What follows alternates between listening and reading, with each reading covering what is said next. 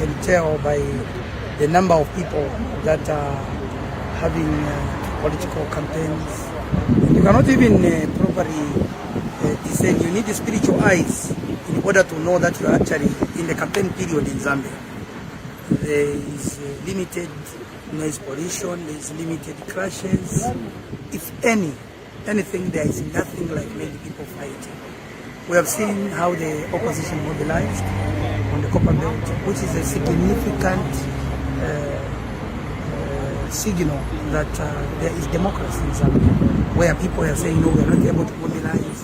And we want to tell the opposition that they must desist from propaganda, where they are accusing the United Party for National Development Leadership that we have held their material. At no such a time that did we involve ourselves in holding their regalia. Politics is about capacity. We managed to mobilize regalia under very strict and difficult circumstances when we were in opposition. So it's about capacity. Let them wear their regalia in their gatherings, and let them not use blame. Let them tell the Zambians what they can do, other than them coming on the podium and accusing us as the UPND. We want to distance ourselves with total vehemency that we are not involved in their mobilization. The only thing that which we have accorded them, we have given them this place, and we urge them to continue behaving very well, because we are in this political space and we must compete at idea levels, and the best ideas must be bought by the citizens. So to those that would want to disparage, take advantage and misbehave during these political gatherings and political rallies, they will also be held accountable. It may not be today, it can also be tomorrow. Others right now are even hiding. They are in hiding because they are to beat up residents of Choma. That behavior, I want to take this opportunity to speak to the political parties in Zambia, that behavior is unwelcome, it's very barbaric, and it's unfortunate if at all that's the method that which the colleagues in the opposition want to use in terms of their mobilization. It will not end there. And these are the issues that you hear people run away from your own country, you start commenting on social media that Zambia is like this, is like this. When you are given a chance to save the people. Good evening and welcome to Spotlight. We are coming to you live on Crown TV right here in Lusaka. We are living through what is undoubtedly the most defining political season of our generation. As the countdown to 2026 elections ticks away, the political landscape is shifting right before us. Boundaries have changed, the rules of engagement have evolved, and the stakes have never been higher. At the heart of this election lies one fundamental, inescapable question that every Zambian voter must answer in that ballot booth, on the voting booth. Does the United Party for National Development deserve another term? Does the UPND deserve another 5 years? To its supporters, the New Dawn administration has stabilized an economy that was on the brink, decentralized resources directly to communities through the Constituency Development Fund, CDF, and expanded inclusion through historic constitutional reforms. But to its critics, the story is starkly different. They point to the soaring cost of living, a reorganized and re-energized opposition drawing massive crowds, and a rising political temperature that has many questioning the depth of our democratic tenets. Tonight, we examine the UPND's scorecard through a unique lens.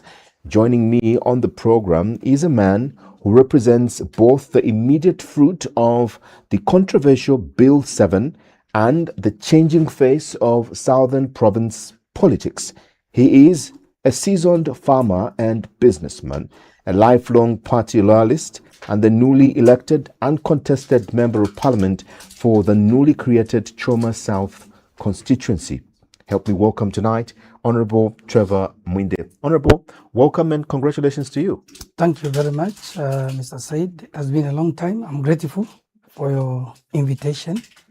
And I'm also grateful to the viewers out there for their support. I'm happy to be here today. I want to spend a couple of minutes to explore, your vision and address the psychological and the democratic realities of winning a seat completely unopposed. Let's start with the geography of your new mandate. Choma South, a newly birthed constituency. What are the unique infrastructural, social, and economic deficits, the specific area has, and what is your immediate master plan to address them as you lobby for development from government? Well, I'm grateful. Choma South is a constituency that which has 3 secondary schools, namely Batoka Secondary School, Sikarongo Secondary School, and Masuku Secondary School. 2 of these schools are missionary schools, and they are quite old schools. They have been there maybe for more than 60 years. Maybe you can say even at a time when Zambia was gaining its independence, these schools were there. Then one of them, Batoka Secondary School, is a new school that which has been supported by maybe government funds in the last 10 years or less. There is probably no hospital in Choma South constituency.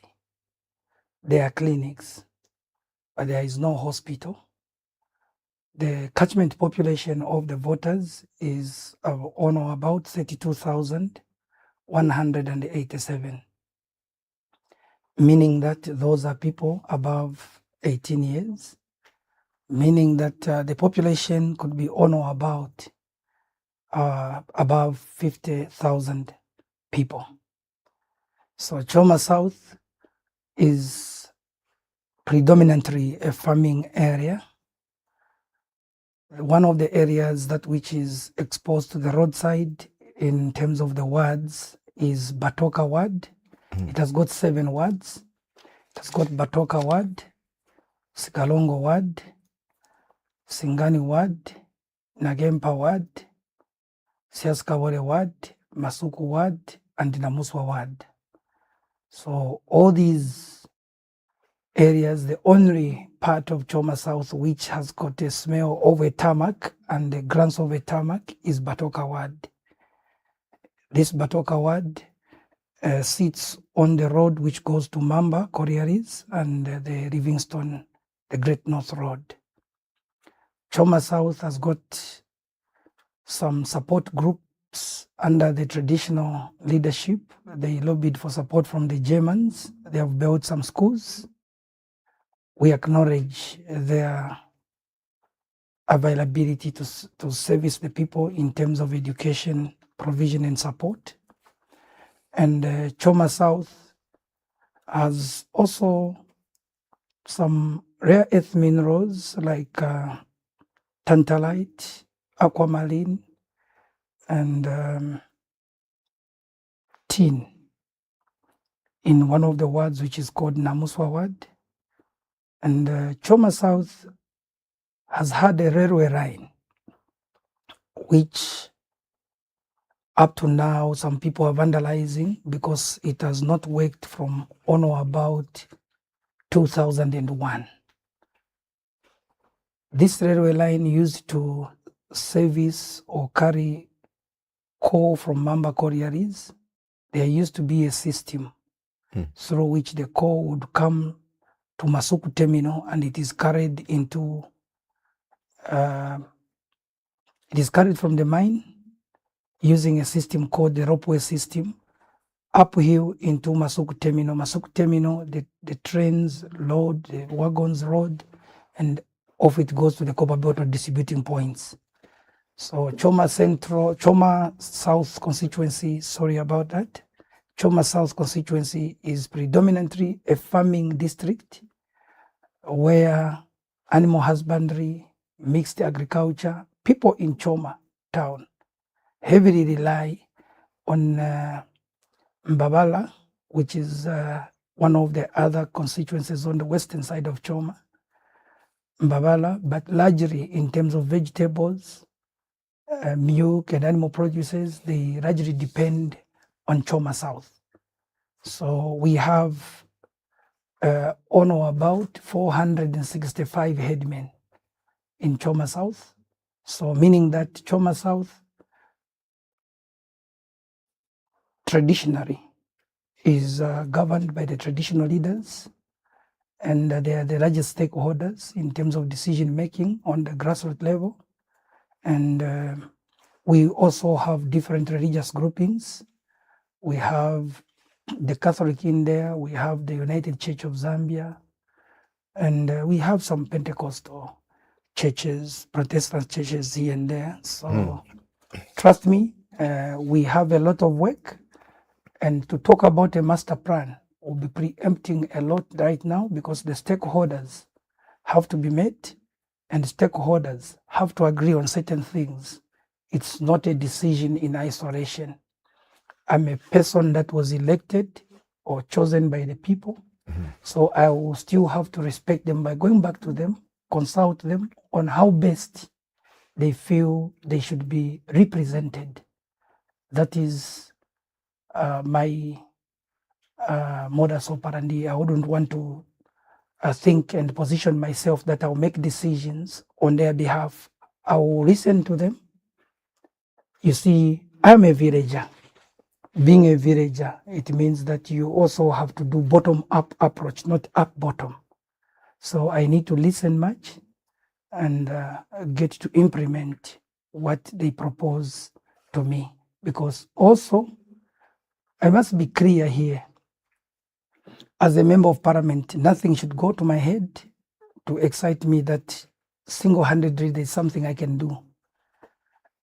I will rely largely on many other stakeholders outside government infrastructure. I will rely on stakeholders, other partners that may come after they have also seen the dedication, commitment from the CDF, that which government is providing uniformly across the country. I was going to get to CDF. 40 million kwacha is the expected constituency development fund for that particular constituency. It's a new constituency. It has a new MP. The MP is now going to be sitting, in the council as well.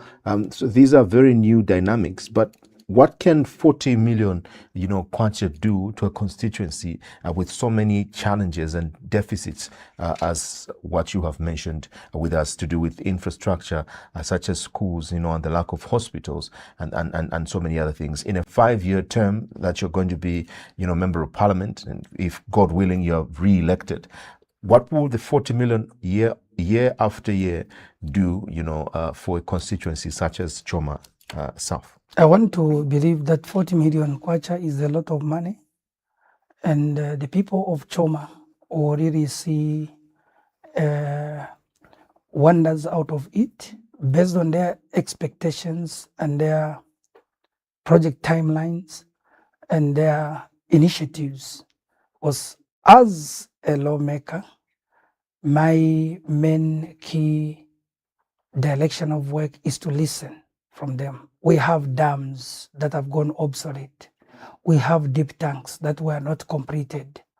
They have schools that need to be expanded. They have healthcare services that which need to also be reintroduced, re-energized, laboratory services that which also need to knock on the doors of those villagers. Where I come from, I'm a villager. And with due respect, we do not have a mortuary. Choma South constituency, always if there's a death, 140, 130 kilometers away from town, people will have to bring a corpse into and deposit into the mortuary. Those expenses, of course, people are looking forward that with CDF coming, they will be relieved of certain burdens off their shoulders to help them bury their loved ones in a more decent way. And Choma South constituency, as I've mentioned, has been hit over the years with common animal diseases, and we have also done our part as a part of the village setup. We have contributed and partnered with the headmen. Not that I've done it single-handedly, but we have partnered with the headmen to build deep tanks. Out of the 7 wards, we have managed to work out 6 deep tanks, meaning that each and every ward we have handed over cement, not knowing at what level and at what stage a deep tank may have reached. So we are grateful for their support, and we are grateful to government's support. Out of the CDF, we can only imagine that Choma South will become better. I'm very optimistic, and I cannot use excitement to gauge what will be done, but I can trust the process that out of the 40 million, people's money, and courtesy of a forward-looking leader who thought it wise that decentralization must work for the people of this country, and who also thought it wise that there must be inclusivity, where the women, youths, and persons with disability, like one of my friends that I've come with in this studio, Mr. Lazarus, it was never imagined in this country where we had disabilities, just like any other community or society. It was never imagined that a disabled person would be nominated. A disabled person would also be thought of. They were forgotten for good forever. But thanks to President Hakainde Hichilema, the parents that have got children with disabilities, they are now relieved. They can now have a sigh of relief to realize that leadership has encouraged participation from such people that were neglected and forgotten. Your seat exists because of Constitution Amendment Bill number 7, and I know we're going to be getting to your colleague, the one you have mentioned, you've come with the studio in a very short while. But the Constitution Amendment Bill number 7 expanded Parliament from 156 to now 226 electable positions. Now, critics have called Bill 7 an expensive piece of legislation. They say it is political engineering designed to favor the ruling party. Now, what type of leader should people expect of you in Choma South, especially that you are directly a beneficiary of this particular bill, and what should critics say from an expansion that critics say taxpayers cannot afford? They say that we are going to have so many members of parliament, 226, and clearly this is too much for a budget. We're going to be having 40 million across all these constituencies, and people say we cannot afford this as a country. But what should the people of Choma South expect from a leader that has been birthed out of the much celebrated Bill 7 by the UPND? The expectations are normal. I'm part and parcel of the community, and in any way possible, we will handle people using the servant-style leadership. We will not be there to boss around. This is a divine intervention. The position of a human being is decided by God, Jehovah Almighty. So by and large, I would like to say that the expectations of the people in Choma South are as good as we began moving with them. We have been very consistent, propagating the message of unity, propagating the message of inclusion. We have spoken to masses across the country. The pride of the youths, the pride of the women. There has to be a point where people look back and focus and energize and bring about a participatory approach. So the expectations of the people in Choma South, in line with the vision of President Hakainde Hichilema, who proposed and who thought that there must be an increased number of parliamentarians, cannot be overstated. Of course, critics will always be there. that can always state that this is an expensive venture. They used to say, President Hakainde Hichilema, when he spoke in opposition, that will make free education, will provide free education. They used to say, where do you think you get the money? When that came to pass, they are quiet. And now this constituency bill number 7 came into law. Some of them refused, to the extent that they have disadvantaged their political career, because out of the 226 constituencies, in certain instances, they never put in candidates. So they never put in candidates because they were not ready to expand. And to plan for the country, you also need to move with its demographics. The population in this country has been increasing. So we cannot expect to have the same number of parliamentarians as it was in 1964. So we want to thank President Hakainde Hichilema, who has brought about real decentralization even through delimitation. So we don't expect much support from our critics. Yes, they can get to mobilize within their capacity, but trust me, politics of inclusivity, politics of consideration to other disadvantaged groupings is the way to go in the 21st century. We expect more and more of such, where the population soars. It's unimaginable. Today in the afternoon, we were privileged to be in Monari with Honorable Thomas Sparrow. And the population of the voters there still remains a concern, because you have 100 and something thousand voters. And against the background of other districts which have never had an opportunity to even have extra constituencies, even from 1964. So we must thank President Hakainde Hichilema. Beyond my example, excuse me, beyond my example, there are many other illustrations and examples we can draw strength from. So we need, what else we have expectations from Choma? We need to uniformly agree that the governance system of President Hakainde Hichilema is service-bent, and we must be able to toe the line and make sure that we do not disadvantage the masses. I would love us, before we move away to another conversation, the conversation of the wind of change, to firstly bring to the set a gentleman that you've come with as we look at Bill 7 and its benefits. We're going to take a short video break. On the other side, we continue with Spotlight. You're watching us live on CrownTV.co anyway.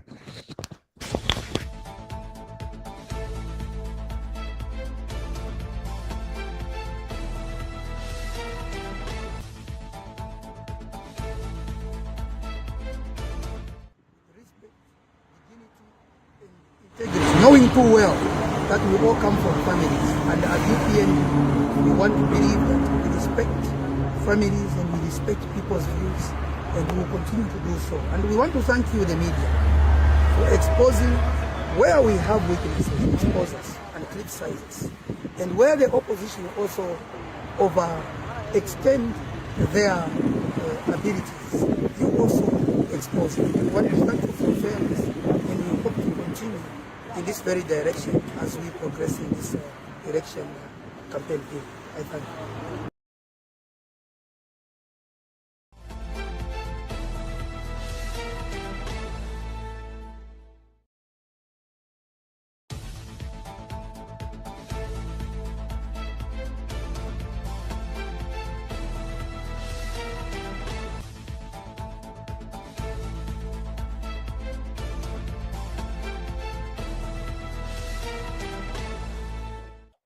All right, now joining us in studio for a couple of minutes is Mr. Lazarus Hagalebula, Vice President of the Zambia Federation for the Blind. Good evening and welcome to Spotlight. Good evening, thank you very much, and good evening to you, our dear listeners and viewers. Pardon me, I value those who listen, because I normally listen and not view. So I need to recognize them as well. Great. All right. Yeah. We have been talking about the impact of Bill 7, and this was with the newly elected Member of Parliament for Choma South, Mr. Trevor Mwiinde. From your organization's point of view, and from indeed your personal viewpoint, why was it important for the country Zambia to enact this law, the Bill 7, which is now a law in this country? To start with, when this proposal was brought on the table, Zambia National Federation of the Blind, which an organization which I serve, was the only one from the organizations of persons with disabilities to have supported that idea publicly. And so you need to mark my word, to have supported the proposal publicly, because there was, there were fears that us as organizations, not being politicians, if this bill fell off, then what was going to be of us? It would have brought some great embarrassment. But we were really, over the board and stood up to support this proposal, because it is actually something that brings about something that persons with disability also can count about. It comes along with the mixed member proportional representation system, which allows persons with disabilities, youths and women, to be part of decision-making process. Okay, so now that includes being members of parliament, and I don't know what one should demand more than that.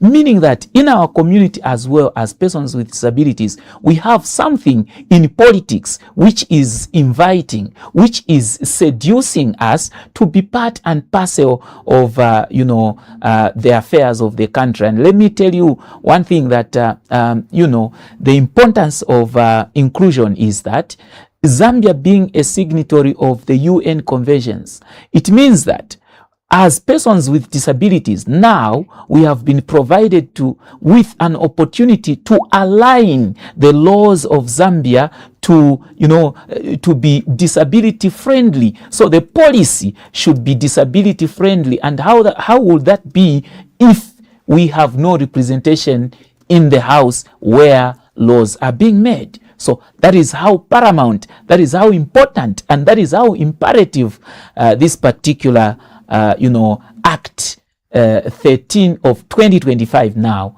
is. What would be your message to, persons with disabilities across the country that are watching you and are listening to you right now, especially with regards this new law and how they can take part and why they need to get to vote come the 13th of this month, of August? There's much to say, but in the interest of time, let me mention here clearly that my fellow persons with disabilities and those who support matters of disability, if you have a relative who is a person with a disability, if you have a child, if you have a friend with a disability, here is one thing that you need to know. The opposition does not love us. Full stop. And let me now illustrate a bit more. The opposition, stood and firmly stood against, Bill 7 then. Why? Because of their own reasons. To me, it wasn't about HH. HH was already in State House. So it meant that if they never wanted this, bill to pass, they never wanted you as a person with a disability to be in parliament. They never needed you as a woman to be in parliament. They never wanted me as a youth, much more with a disability, to be in parliament. Now, what plan are they going to have to actually do the opposite of what they wanted? It means that it is going to be if I can borrow the sports language, taka taka, because they may not have understood what inclusion is. So my plea is that let us rally behind the government that has seen the importance of inclusion. Let us give Hagainde Hijirema, not to beat about the bush, 100% votes, so that all the proportional representation seats would be allocated to UPND, because they know what to do. We know what to do. By the way, I'm part of the government, because I now feel included. I now feel loved. So if we give chance to this government, I know that it is actually going to do more. Let me tell you that before last year, representation was at a discretion of man, but now it is under the law, and this is how Zambia has been shaped up. I know that as we go on, this phase of the political parties will actually go away. That is the time when we are going to find a set of other politicians with real, plans for furthering inclusion that has been started by the United Party for National Development. But as we speak right now, they are the only party, it is the only party which understands real inclusion, hence qualifying to be the only one to be given chance to be voted. Persons with disabilities now, they do have what is known as a disability transport allowance. That is very, very good for us persons with disabilities. We do have free education, and I can state here clearly that immediately that was signed into law, we rushed to the Ministry of Education and met the permanent secretary there, who actually was very, very happy, and we are already underway in making plans of making free education more accessible and more advantageous even to persons with disabilities. So why should we disturb such a government with these great ideas? Let us have a Zambia that is going to be inclusive, a Zambia that is going to respect each and every citizen in an equitable manner and fairly enough. Mr. Hagalebula, thank you very much for your insightful words. And I do hope that you and I and the viewers out there can have another edition where we can, table the issues that you've raised and more issues in more depth. Exactly. Thank you very much. And let me also appreciate the Honorable Mr. Trevor Mwiinde for the opportunity. This is his time, and this is what real inclusion means. Thank you, Honorable. And this, I can assure you, is not the first time that we have worked with him like this. He normally gives me a platform. He normally gives persons with disabilities a platform to speak. And this is how it should be, how I wish other members of the parliament, other candidates also can emulate, because this is good. We are on the verge of changing the Zambian mind to be inclusive, oriented. Thank you so much. All right. We are on Spotlight, and I'm having a conversation here with a member of parliament for Choma South, Honorable Trevor Mwiinde, recently elected unopposed. We're going to be getting back to him in a few seconds. Don't move away.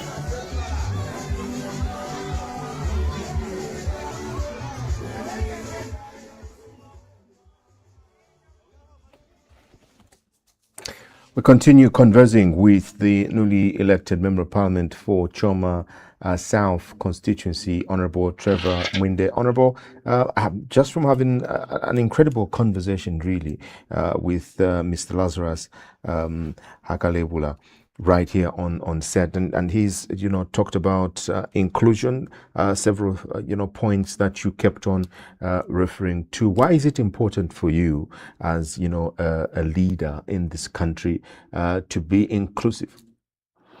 Well, we must all understand that when Zambia appended its signature to the dictates of the United Nations Charter on Persons with Disabilities, it was at a time when we, the UPND, were in opposition.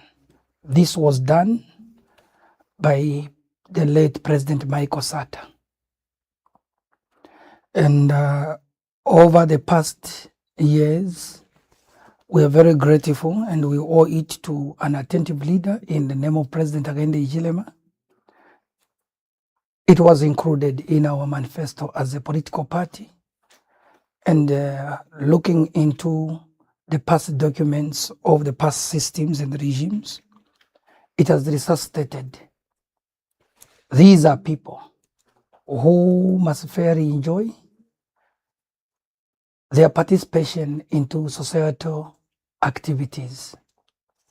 These are people who marry and have children. These are people who must also have the similar status in terms of dignity as we all do. Mm. And I believe that politicians in certain sectors have a tendency to ignore and would always want to treat others to become beggars, and worse them they make it in life. So I'm grateful that Comrade Lazarus was able to acquit himself diligently, because if I was the one speaking, maybe people would have said that no, he's accusing people. So I'm grateful. I still have another comrade of mine, Mr. Banda, who, time allowing, in the next session, I'll also bring on board. Mm. So that the Zambian citizens out there, those that are connected, those that have empathy and sympathy and compassion for mankind, should also understand the burden of responsibility that which lays on the shoulder of United Party for National Development and its leadership, President Hakainde Hichilema. To include persons with disability, can it be a burden? Can it be surely be counted as a cost to the country? The opposition, a demand to say that that is a cost to the country. It was only wise for them. It was also befitting for them when they used to go in chartered planes to go and have fun outside the country. Zambia became the first country. It is now common knowledge in Africa to default on a sovereign bond.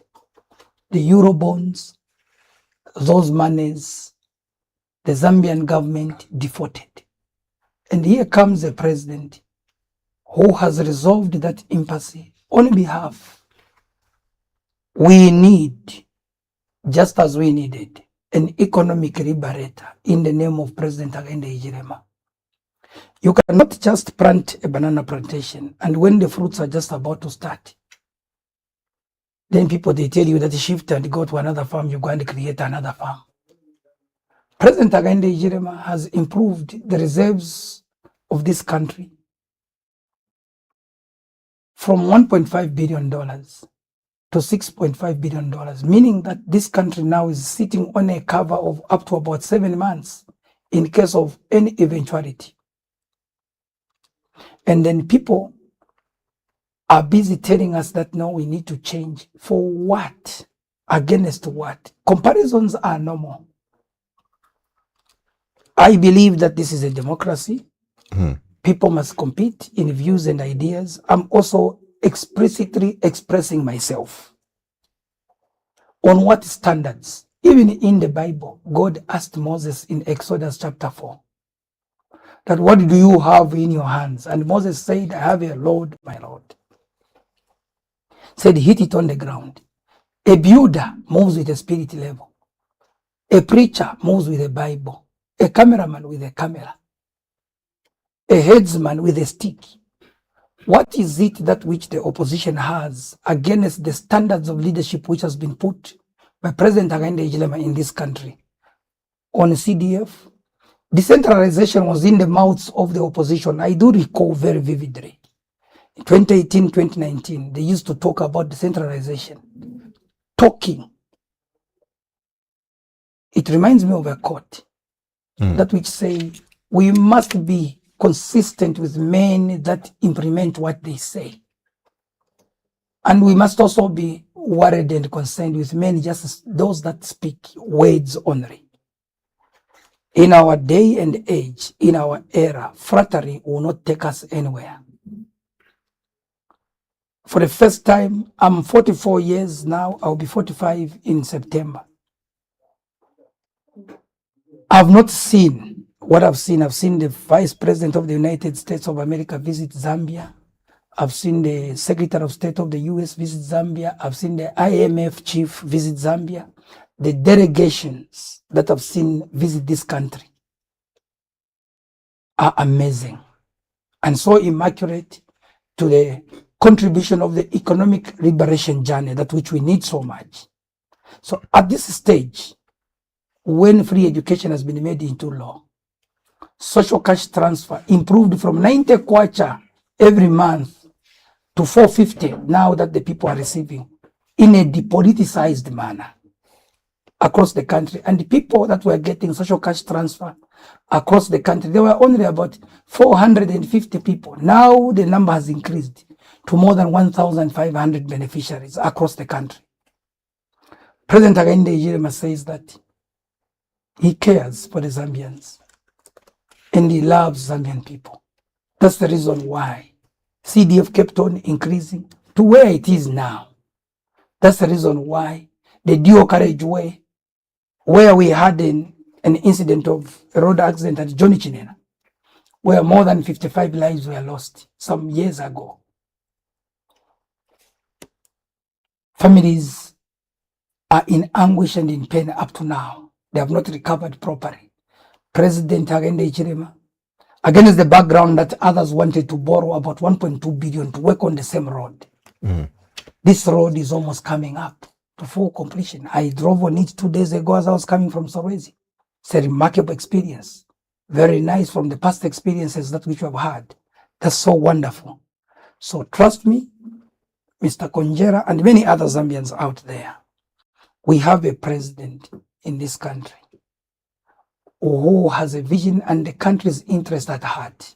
Because for the past 5 years, mind you, he has not gotten any salary from the government coffers. Who amongst these presidential contenders would challenge Hakainde Hichilema? That no, I challenge him, I would also want to become a president and I will not. And from what standard?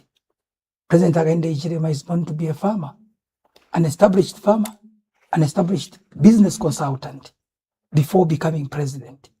So we would want a ripe and high-level standards for the country to gain. We have had an opportunity, like speaking for myself, I've had an opportunity to travel outside Zambia under the umbrella of Wise Men International, where I was the district governor for Zambia elect. So trust me, There's more talk in our country. There's more pettiness in our country. Hatred cannot rule above love. We want to appreciate President Hakainde Hichilema for not having a retributive mindset where he did not revenge to anybody. Even when the people that were speaking ill about him, insulting him, demeaning him as you are alive, we want to thank him. And we have learned quite a lot. It pays to have a good heart.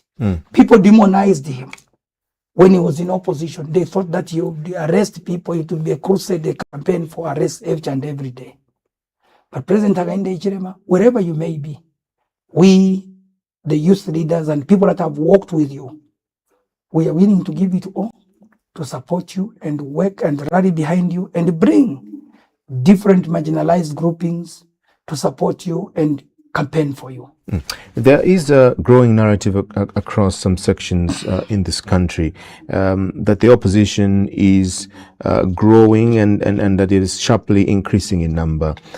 We've seen massive, highly attended rallies held by opposition alliances. Now, many political analysts are predicting that the UPND's presidential candidate, President Hakainde Hichilema, may fail to secure the absolute 50% +1 threshold in the first round. Be honest with the nation, Honorable. Has the UPND lost its 2021 popularity, or are those opposition rallies a clear indication that there's an actual wind of change? Well, if you tell me that it was a disservice to introduce free education, it was a disservice to end political violence, it was a disservice to increase social cash transfer, it was a disservice to bring about meal allowance, bring back meal allowance, if it was a disservice to engage stakeholders on the dual carriageway, and if it was a disservice to open Murungushi textiles, if it was a disservice to pay all the retired workers, and if it was a disservice to also introduce 20% partial NAPSA withdrawal. So if that was a disservice, and to also bring about media liberties, access to information bill, if it was a disservice, if it has not touched people's lives, then we can agree that we have lost the popularity. But what is popularity if it deals with the population? All the things that which I've mentioned, they deal with the population. Cash for work. Zambia is, other than in Europe, maybe, I don't know, I've not been there, the only country that pays or used to pay a woman that is pregnant. A woman, somebody's child is impregnated and somebody fails to be responsible. The government says, no, we'll take responsibility to pay and look after this woman. The school feeding program. People are talking about socio-economic shocks where they're saying that we do not afford to have 3 square meals in a day. But for me as a parent, if I have an opportunity where my children cannot carry lunch boxes to school,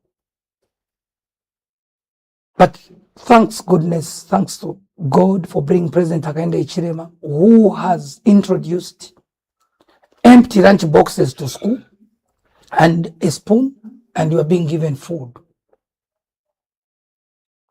Watch the space. We are speaking about this in 2026. If this generation, our generation, out of greed, lust, and hatred or bitterness, do not trust Hakainde Hichilema, there will come a generation that which will recall him. No matter at what age and stage, there will come a generation that which will need and require his services. For us, we still rally behind him, and we have not seen any shift in terms of political dimensions. The opposition launched, I said it in the afternoon, a successful rally on the Copper Belt. Kudos to you. We thank you. But that is ultimately a direct benefit of the liberties, the freedoms, freedom of association, that which they used to complain that it was never there. People traveled from as far as Southern Province. People traveled from as far as Western Province. People traveled from as far as Ruapola, Muchinga, Northern Province, to go and attend. That was their national launch. We have a different strategy. I'll give you an example. There were elections, if I'm not mistaken, 1 or 2 years ago in the Congo DRC. We used to see on social media the numbers that which were drawn by the opposition. And we saw the president now, Tshisekedi, a politician, a political machine that I've learned from.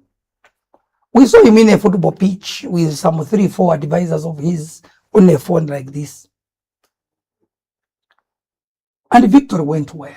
Without having to overemphasize, it's very important to mobilize, but it is also very important to be strategic. Should your members be worried and of these crowns that, opposition comes up pulling as compared to, we've seen most of what the UPND has been doing have been mobilization exercises, you interacting with party structures and not really with, the voter directly. Should your members be worried that the opposition is drawing these many numbers and your party is not?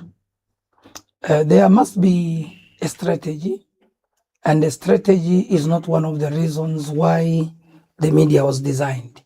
Strategies are ours to keep closer to our heartbeat, and I want to assure Zambians, supporters of the United Party for National Development across the country, that we are about to get dusty on our feet, and we are about to start mobilization. Mobilization has not yet started. The introductions that which the president has been doing across the country are introductions speaking to party structures. Our lieutenants, the provincial leadership, the district leadership, the constituency leadership, ward, branch, and individuals are yet to see mobilization. We have what it takes. We have the energy to propagate the right message of hope, love, care, and responsibility, that which it delivers. We have a trusted leadership. There's nothing to worry. In order for us to secure a 50+1%, there are a lot of ambassadors of goodwill, ambassadors that which will speak the truth in season, just like Mr. Lazarus Agalebola, who was just here. There are many more other people that have vividly seen and felt it, at least with 2 senses. One, others have seen. Others have felt it by touch. Others have felt it by heartbeat. The wonderful works of President Hakainde Hichilema. So we are here as his ambassadors to make sure that we will do everything within the human possible power by also inviting God to be on our side so that we don't use common luck. President Hakainde Hichilema recently, just on Saturday, called out 4 members of parliament from the past parliament that did not vote for Bill 7. And he, named these members of parliament: Gary Nkombo, Honorable Newton Samakai, Elijah Muchima, Elias Mwanga. These are some of the honorables that the president, mentioned that they did not follow, party position. And for the public, this has created some semblance of discomfort, because they feel that members of parliament must have their own democratic position on these, these issues, and that they must stand independently according to what the wills of the people they represent, would entail. Now, this has also created some friction between the UPND and some of these members, one of them being Honorable Gary Nkombo, who is contesting Mazabuka Central as an independent member of parliament. Isn't this going to split the vote, especially that Southern Province is, a province where the UPND also relies upon? It's amongst the strongholds as a party. Well, I would want to thank you for bringing up that question. The members of parliament, I've got a relationships with them. by virtue of them having been UPND. Yes, and the relationship is not by blood, but the connection is by work. So, and I would want to believe that there is power in numbers, and we as leaders, we must also reduce our sense of entitlement. We as leaders, we must also believe that there are others within our circles and beyond that can do our work. I'm repressible, even me. And we must agree very well that these institutions, some of them, they have got no emotions. These institutions of leadership, some of them, they have got no emotions. And as such, even as I'm seated here, I can be told that, you are no longer National Management Committee. Stop masquerading as one. I must accept it and swallow the bitter pill. So to those that did not vote for Bill number 7, did not want the blind, did not want the physically disabled, did not want the youths, did not want the women to participate in the affairs of the country, did not want also free education to become law. So by and large, I do believe that we're not here to demonize anybody. When you're given or charged with responsibility, there are mistakes and errors that which can make people fall out. But I wouldn't want to gauge them or bundle them up and say they are all bad people. Each and every person has got his or her own weaknesses. So if we are isolated, the people that did not stand as independent, I want to thank them for being loyal to the party and for being respectful to the leadership. For those that stood as independents, one is their democratic rights, but you must also compare your position. Yes, you compare your position, your status, the favors you have received. Yes, we can be entitled, but trust me, it is also very important to toe the line of the institution. An institution gives instructions, and those instructions must be adhered to. So where a mistake has happened, I wouldn't want to gauge them on the position of enmity. You never know. Maybe if I came here, they have engaged. So it's also not very good to validate enmity between people. I pray that there must be peace in line with Matthew chapter 5 verse 9. I'm a peacemaker. Why do you, as a party, deem it absolutely necessary for candidates that were not adopted to stay within the party fold rather than exercise their constitutional right, and run as independent candidates? That there was a statement made by, the president, as well as the National Youth Chairperson and several other leaders within the UPND, that you do not encourage independent, or rather members of your party to run as independent when they are left out. Well,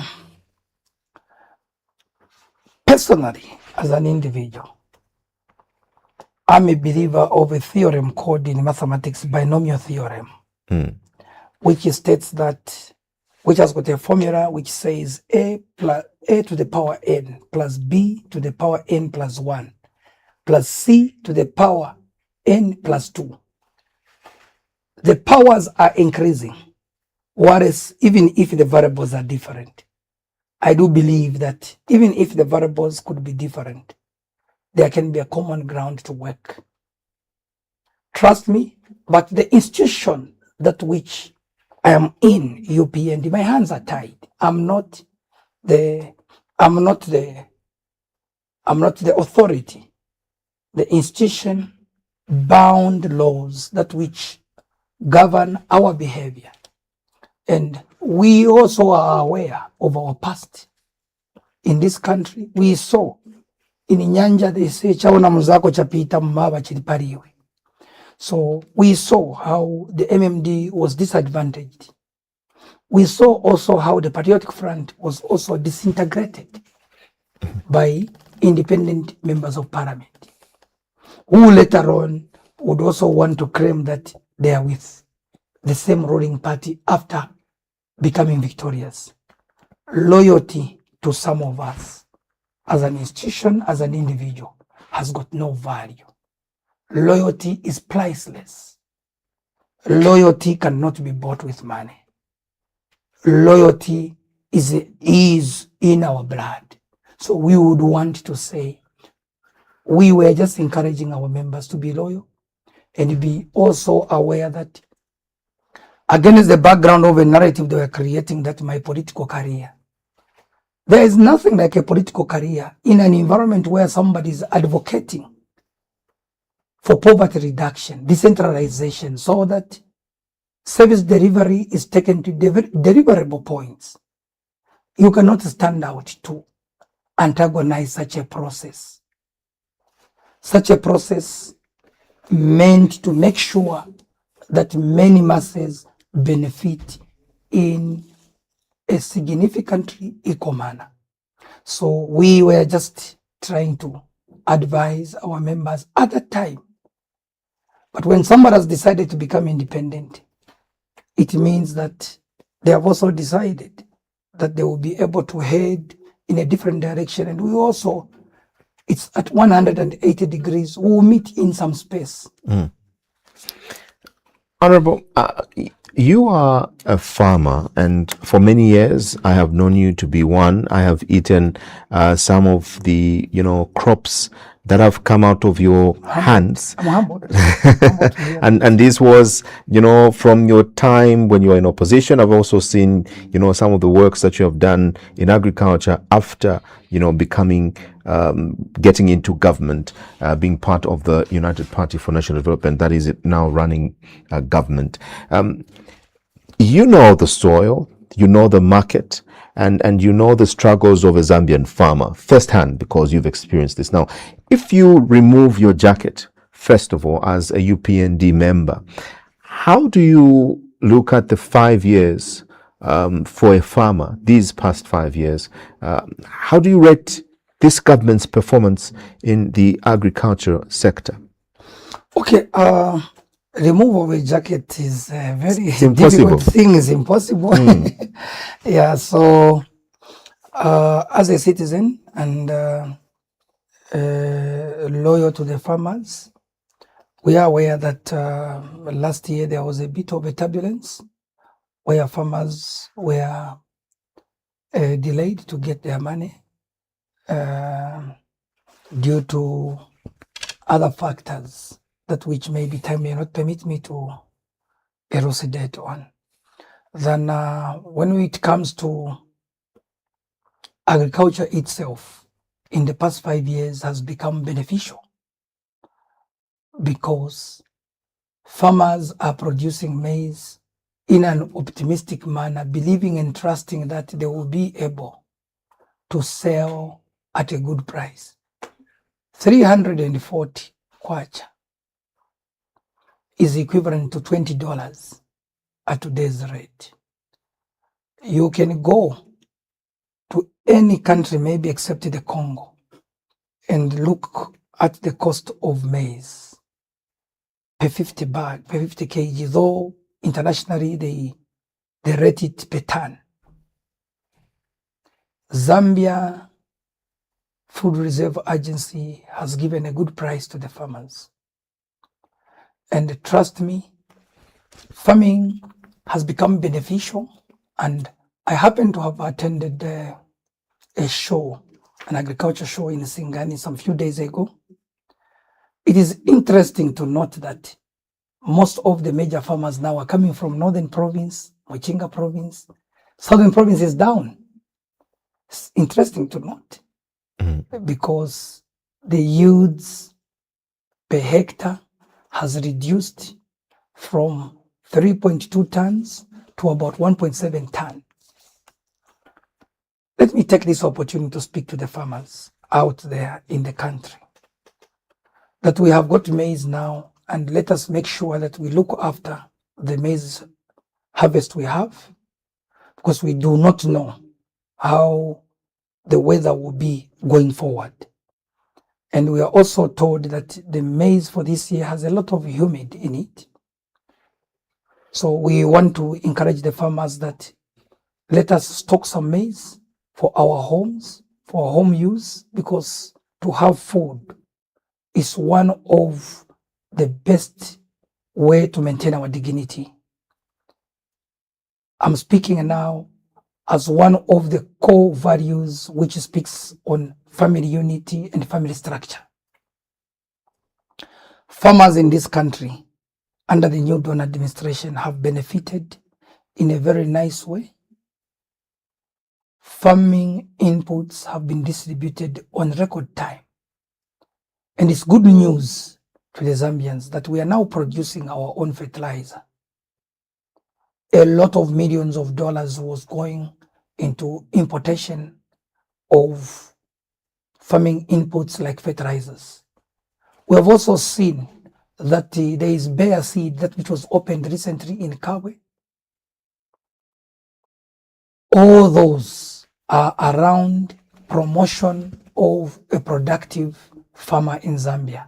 As if that is not enough, His Excellency the President has been an enabler and also a very strong advocate, advocating for everyone to have even 1 hectare.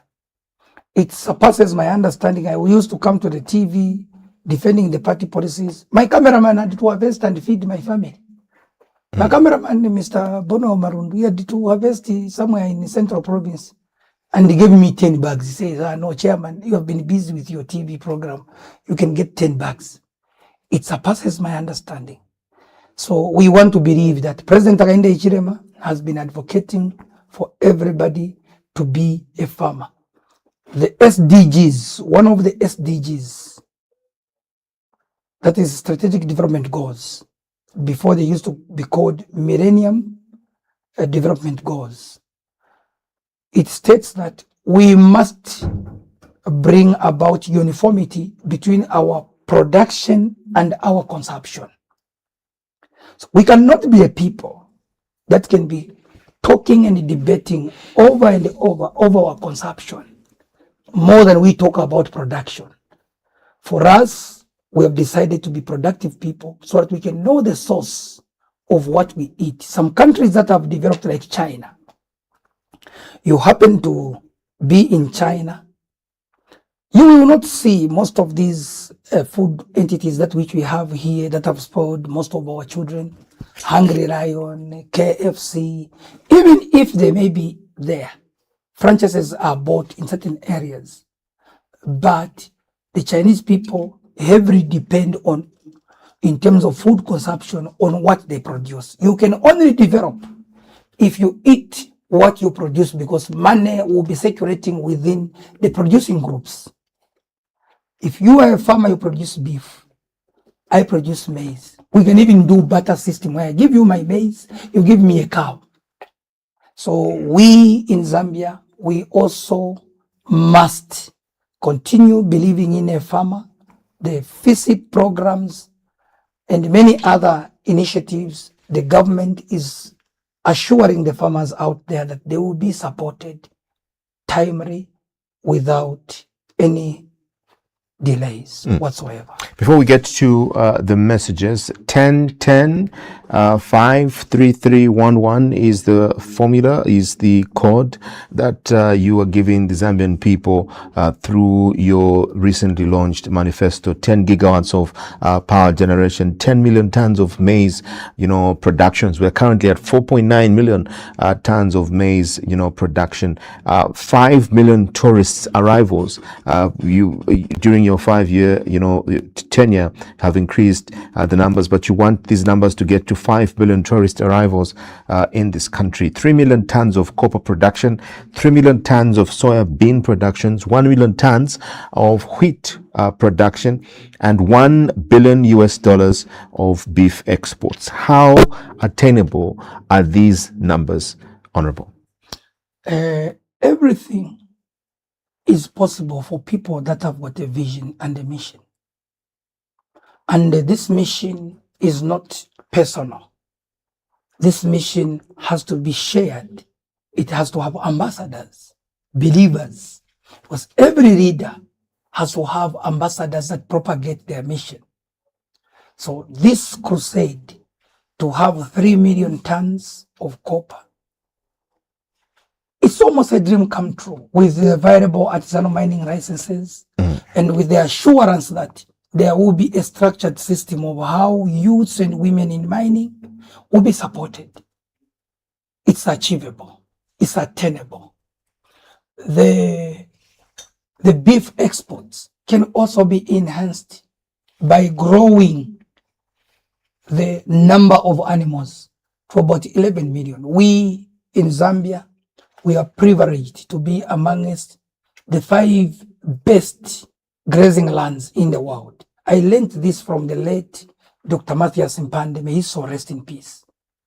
He told me of the Amazon basin, he told me of the Yangtze River, I think in the Far East, and he also said the Kafue floods is one of the 5 best grazing lands in the world.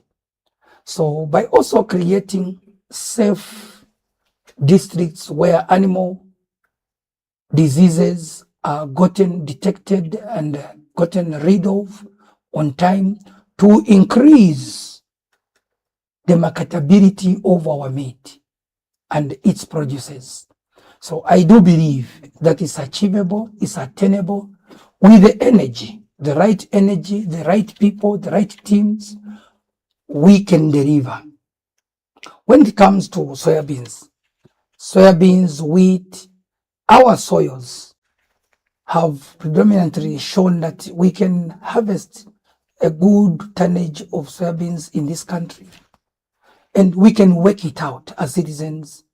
We need to be more of the producers so that we can also export to earn not only forex, but also lift up the flag of our country. I feel excited to be part and parcel of a leader who is talking of increased productivity in the population of the country. I feel excited and I feel invigorated. I feel charged to be one of the propagators and the supporters of a leader who is talking of a viable plan in a calculated way of how we need to move from point A to point B. We have seen that and heard that. I'll give you an example of Choma South constituency. Choma South constituency is home to Mzuma Power Substation, which connects Mamba collieries into the national grid. And Mzuma Power Substation has been there for a long time now. And Choma South constituency is also home to 2 solar projects in Southern Province. So now, if we are going to be talking about 10 gigawatts of power, maybe it may even be less in terms of the projection. But each and every constituency is now going to be enabled with a power plant, so that a solar power plant, so that they are able to light up their lives and do certain social demands. So trust me, 226 constituencies being given, apportioned a solar power plant. That is a remarkable achievement that which the Zambians out there who have to thank President Mwiinde Maleta. So trust me, those projections, those numbers are achievable, attainable on record time. If all of us stopped politicking and all of us now rallied and supported a leader like President Mwiinde who has time for the country, who has a vision, and who only, among as many presidents I've had, decided that he will save even without drawing from the government coffers a salary.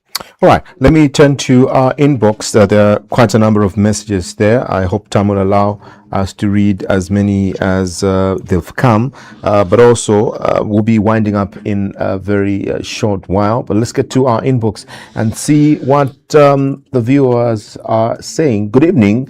I'm watching here at Katimba Handemu Obert. All right, thank you very much, Hademu Obert, for watching the program. Good evening, Mr. Nkhonjera and Honorable Mwiinde. Yes, we need UPND in power for the second term. President HH means well for this country, even if his supporters have less direct benefit. Right, let me just get closer. Have less direct benefit. Even currently, foot soldiers are complaining. Why? No. Yes, HH has done good at his level, but you leaders, why do you not advise him to balance with keeping well? The grassroots councillors in rural areas are struggling. So how do you campaign like this? Don't ignore this. Background coolia, and congratulations. I'm sure they're congratulating you, but they want to eat. Background honorable. All right, this one says, it's true, UPND deserve another term. HH is doing it. No other president has ever done it. This message has no name. Please remember all the time when you send those messages to include your name and location when you send us those messages. All right, this one now says, watching from Choma South, the man of the moment equal to the task. All right, thank you very much for that message. Please remember to include your name and your message, your location as well. Did Mayor Zambian know that Bill 7 would make people get demoted? I think this is democracy. All right, thank you very much for that message. Do we have more messages, Director? Good evening, sir. Does the UPND deserve another 5 years? As for the answer is yes, but you people who are close to the president, try to tell the president the truth. Stop imposing candidates which are not needed on the ground. Elvis from Chirundu border. Thank you, Elvis from Chirundu, for that message. All right, those are some of the messages that we have received this evening, Honorable. Thank you very much for making time to be with us on the show this evening. And as we wind up, what would be your final message to the viewers? I would like to share a message, convey a message from President Hakainde Hichilema. Mm-hmm. The message is that President Hakainde Hichilema cares for we, the citizens. And President Hakainde Hichilema loves the Zambian people. President Hakainde Hichilema delivers to his promises.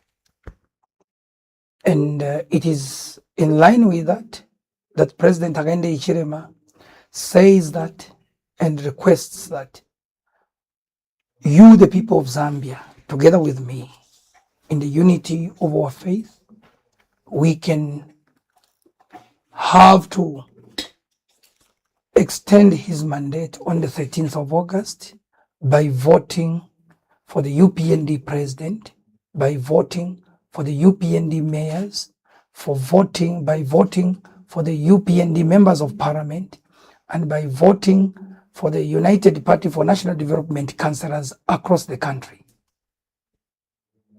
We are not imposing, and we want to respond to one of those questions that we are not imposing. In an event that you feel that the candidate was imposed, we were guided by the structures, the people that you live with. Probably we will do better next time. We are human beings. We might have erred. A human process can never be very 100% perfect. So in that, we trust that you will be able to go by what we chose as a political party. The mistakes and errors of others is also possible as leaders, that they can be supported to reach a certain destination. We thank God that you invited us here to amplify on such issues. We need to unite, even if we may not like the people that we are working with. We have only one country to save, which is Zambia. And we thank you, the media, for the wonderful, remarkable work you are doing. May God keep on blessing you, and may these institutions grow to the greatest heights than we ever imagined. God bless you. All right. Thank you very much, Honorable Trevor Mwiinde, for having made time to be with us on the program tonight. Thank you. Right, you've been watching Spotlight. We featured the recently elected member of Parliament for Choma South, and his name is Honorable Trevor Mwiinde.